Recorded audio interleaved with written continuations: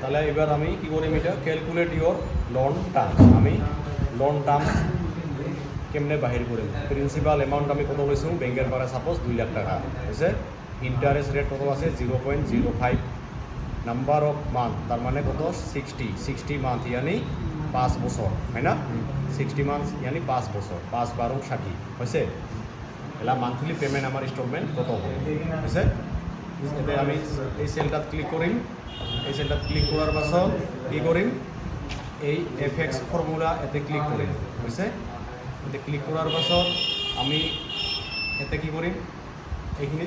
এই যে ওর সিলেক্টে ক্যাটাগরিতে আমি কি করিম ফাইন্যান্সিয়াল হয়েছে ক্যাটাগরিত ফাইন্যান্সিয়াল আর সিলেক্টে ফাংশনত আমি কি করিম পিএমটি আমি ক'ত পাইম এটা বিচাৰিব লাগিব এই এৰ' বটনত ক্লিক কৰিম পাব আচ্ছা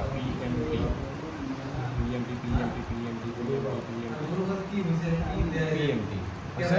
আমাৰ এই পিএমটি পাৱাৰ পাছত আমি ক্লিক কৰিলোঁ কৰাৰ পাছত অ'কে কৰিলোঁ হৈছে অ'কে কৰাৰ পাছত আমাৰ একদম কৰি আহিব এখন ফাংচন আৰ্গুমেণ্টছ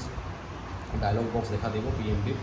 ৰেট এনপিইআৰ আৰু পিভি আমাৰ এই তিনিটা পিভি হোৱাৰ পাছত আমাৰ এটা ওলাই আহিব হৈছে ৰেট আমাৰ কি আছে ইণ্টাৰেষ্ট ৰেট কত আছে 0.05 এই সেলটাত আমি ক্লিক কৰিম এই সেলটা আমাৰ লৈ নাম্বার অফ মান্থ কত 60 মান্থ মানে 60 মান্থত মানে 5 বছর মোটার কিন্তু জানিব যে 60 মান্থটা কিন্তু মানে ধর 5 বছর বলি তখন আমি ডিভাইড কৰিব লাগিব কি 12 দিয়া হৈছে 12 দিয়ে ডিভাইড কৰিলে অবলিক 12 হৈছে 12 দিয়ে ডিভাইড কৰি ললি তাৰপিছত এনপিআৰত ক্লিক কৰিবি এনপিআৰত ক্লিক কৰাৰ পাছত নাম্বার অফ মান্থ আমার কত আছে 60 এবার 60টা আমি এতে ক্লিক করি 60তে ক্লিক করার লগে লগে 60 কত নাম্বার সেল আছে F14 সেলটা আমার এতে আহি গেল বুঝছে 60 আমার এতে আহি গেল তারপর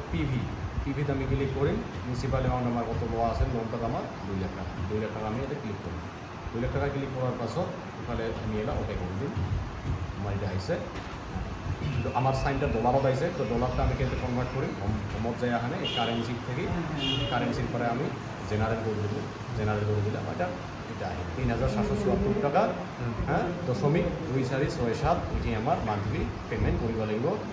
আপ টু 60 মান্থ এই দিনের পরে হয়েছে